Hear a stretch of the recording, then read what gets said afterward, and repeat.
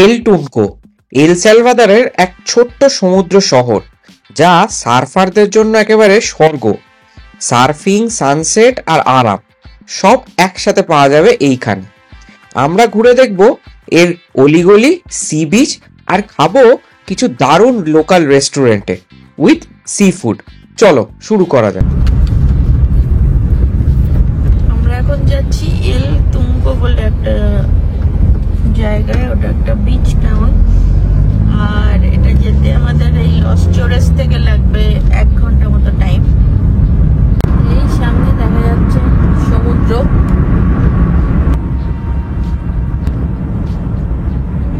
দেখা যায়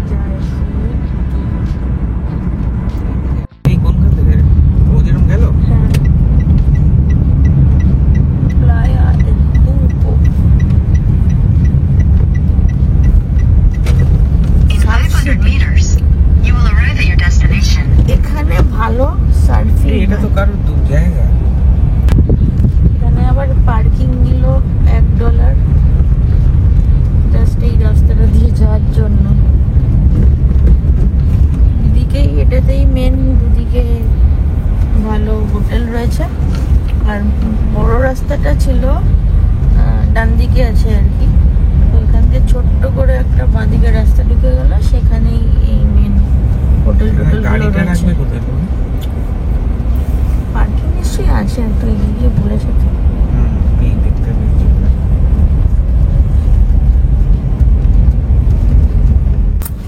এখানে আবার পার্কিং এর টাকা দিতে হচ্ছে। ওটা বোধহয় ঢোকারই $1 ছিল, আর এখানে $3। কি বলছে কিছু আমরা খুব একটা বুঝতে পারছি না বলে আমাদের মনে হচ্ছে টাকা দিয়ে দেওয়াটাই বেশি শ্রেয়। কি বললো?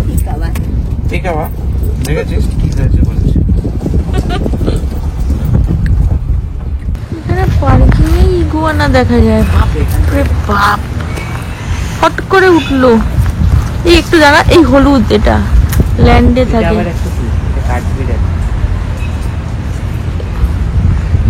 আমি ইগুয়ানাটা তুলতে পারলাম না, আরো উপরে উঠে যাচ্ছে। ওই উপরে হ্যাঁ,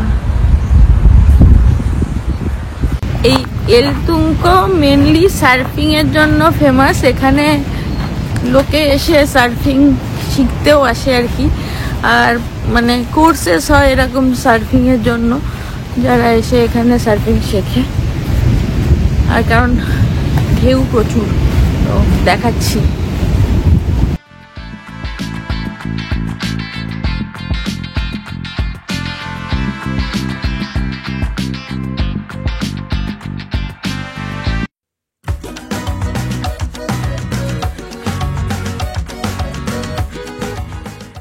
এই এল টুনকো হচ্ছে সার্ফারদের একদম স্বর্গরাজ্য। এই যে সাগরটা, এটা হচ্ছে উত্তর প্রশান্ত মহাসাগর, আর তার ঢেউ তো বোঝাই যাচ্ছে। আর এই যে পাথরটা, এই পাথরটা অনেকটা শুয়োরের মতন দেখতে, সেইখান থেকেই এর নাম হয়েছে এল টুনকো।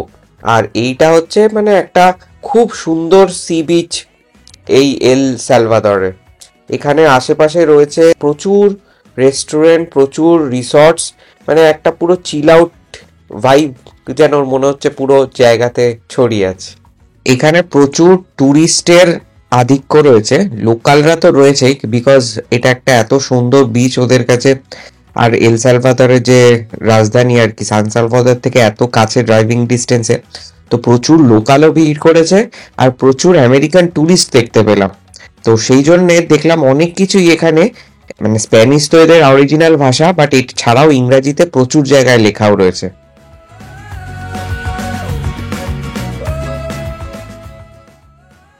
এখানে কিছু কিছু লোক সার্ফ করছেও দেখলাম, মানে চেষ্টা করছে।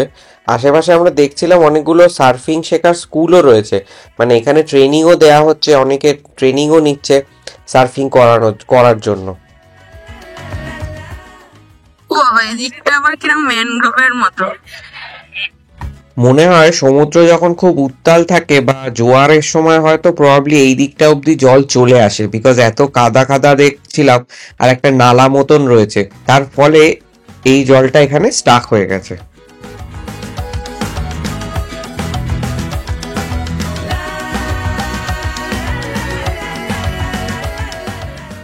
এই যে এই জায়গাটা যেমন বহু লোক একসাথে সার্ফিং শিখছে, এই যে এখানে আমরা কিন্তু দেখছি এই প্রশান্ত মহাসাগরের এই পাড়টায় কিন্তু প্রচুর ঢেউ আছে।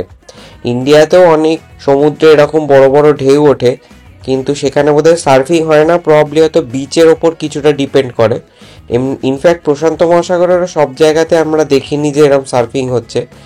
এই জায়গাটাই দেখলাম স্পেশাল, সবাই একসাথে সার্ফিং করছে বা প্রচুর সার্ফিং স্কুল রয়েছে, প্রচুর বিদেশি পর্যটক মেনলি ইউএস কানাডা থেকে এসছেন এখানে সার্ফিং করার জন্য বা শেখার জন্য। বিকজ তুলনামূলক ইউএসএ থেকে তো এই জায়গাটা একটু চিপ, তো এটা হয়তো শেখার ক্ষেত্রেও হয়তো একটু ইজি হবে ফিনান্সিয়ালি।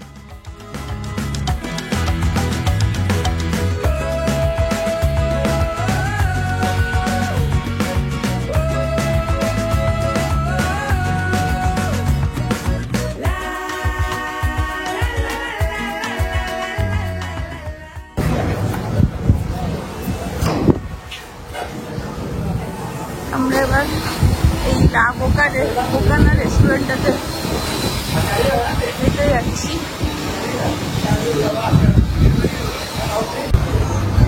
এই রেস্টুরেন্টটা বেশ ভালো, এরকম সুন্দর ভিউ।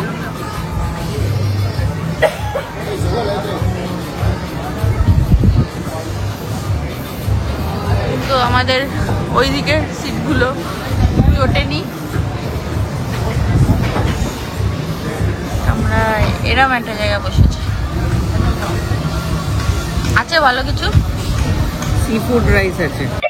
এই জায়গাটা এল সালভাডোরের বেস্ট টুরিস্টিক, আর এখানে অনেক বোধহয় ইউএস থেকে লোকজন আসে, তাই এখানে ফ্লুয়েন্ট ইংলিশ বলছে, মানে খুবই ভালো। এই সেন্ট্রাল আমেরিকায় এত ইংলিশ আমি শুনিনি, এখানে যে লোকটা এত সুন্দর বললো, বেশ নিজের ভাষা মনে হচ্ছে এখন ইংরেজিটাকেই, তো কমিউনিকেশন ইজিয়ার। এখানে দেখে মনে হচ্ছে আমাদের এখানে একটা দিন তো মিনিমাম থাকা উচিত ছিল, মানে সমুদ্রটা এত সুন্দর যে দেখে চান না করে থাকাটাই খুব কষ্টকর ব্যাপার। আর মানে এত সুন্দর ঢেউ, পুরো আমাদের পুরীর সমুদ্র মনে হচ্ছে, সাথে একদম ক্রিস্টাল ক্লিয়ার ওয়াটার, মানে কম্বিনেশন আর কি। যেরকম আমরা বাইরের দিকে সমুদ্র দেখি, ক্রিস্টাল ক্লিয়ার ওয়াটার দেখি, কিন্তু অত ঢেউ থাকে না, এখানে কম্বিনেশন অফ বোথ, দারুণ সুন্দর সমুদ্রটা। এইবার হঠাৎ করেই আমরা এমন রেস্টুরেন্টের বেস্ট সিটটাতে চলে এসেছি, আমাদের সামনে এসে লোকজন ছবি তুলছে, মানে হট করে সিটটা ফাঁকা হলো আর আমরা ওখান থেকে লাফিয়ে এদিকে চলে এলাম। মিষ্টি হাওয়া দিচ্ছে, সাথে এরকম সিফুড, কেমন লাগছে? Very nice. এই জায়গাটা একটা দিন ডিজার্ভ করে, যেটা আমরা মিস করে গেলাম।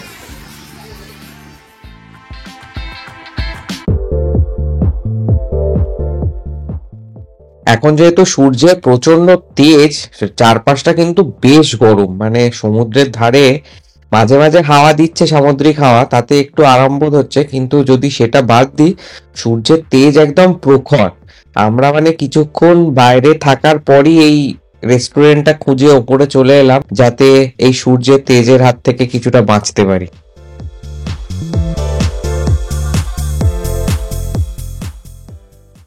আমরা অর্ডার দিয়েছিলাম দুটো গলদা চিংড়ির প্ল্যাটার, তাতে এই ভাত, কিছুটা ভাত, দুটো বড় বড় গলদা চিংড়ি, একটা আইটেম, আর তার সাথে রুটিও ছিল, আর এছাড়াও ছিল একটা স্টার্টার।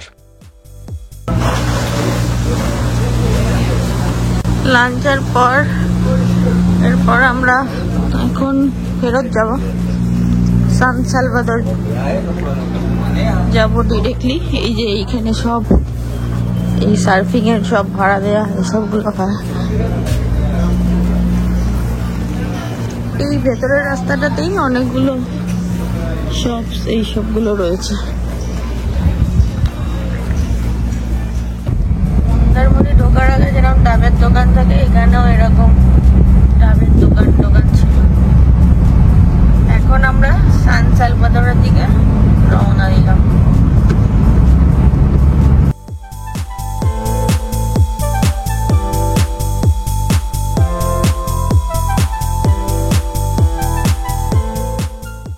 আমরা এই সানসেট দেখতে চলে এলাম একটা লেক ভিউ রেস্টুরেন্টে। আমাদের ইচ্ছে ছিল যে সানসেটের একটু আগেই এখানে যাতে পৌঁছোই আর একদম সানসেটটা যেন এখান থেকে দেখতে পাই, বাট এত রাস্তায় জ্যাম ছিল আজকে কোনো কারণেই হোক যে আমরা পৌঁছলাম সানসেটের পরে। আর এখান থেকে দেখো ওই দুটো আগ্নেয়গিরিও দেখা যাচ্ছে পাশাপাশি। তো এই জায়গাটা কিন্তু খুব সুন্দর জায়গা, মানে লেক ভিউ রেস্টুরেন্ট সত্যি নামে একদম লেক ভিউ, দারুণ সুন্দর দেখা যাচ্ছে পুরো চারপাশের দৃশ্য। আমরা চলে এসেছি কার রেন্টাল ফেরত দিতে। তো এটা হলো আমরা নিয়েছিলাম সান্তানা থেকে, কিন্তু আমরা ড্রপ করছি সান সালভাডোর এয়ারপোর্টে। তো এয়ারপোর্টের আগে এদের একটা অফিস আছে, সেইখানে ড্রপ করতে হয়, তারপরে ওরা শাটল করে এয়ারপোর্টে পৌঁছে দেয়, মানে 5 মিনিটই হবে হয়তো।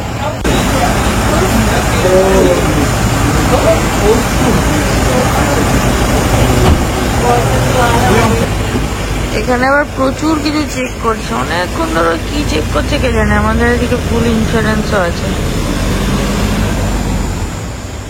এরপর এদের ভ্যানে করে আমরা চললাম এল সালভাদর এয়ারপোর্টে। সেখান থেকে আমরা যাচ্ছি আমাদের নেক্সট ডেস্টিনেশন, সেটা হচ্ছে একটা নতুন দেশ। এই ভিডিওটা ভালো লাগলে অবশ্যই লাইক করো, কমেন্ট করো, আর এখনো যদি চ্যানেলে না সাবস্ক্রাইব করে থাকো তাহলে অবশ্যই সাবস্ক্রাইব করে নিও। দেখা হচ্ছে পরের ভিডিওতে একটা নতুন দেশে।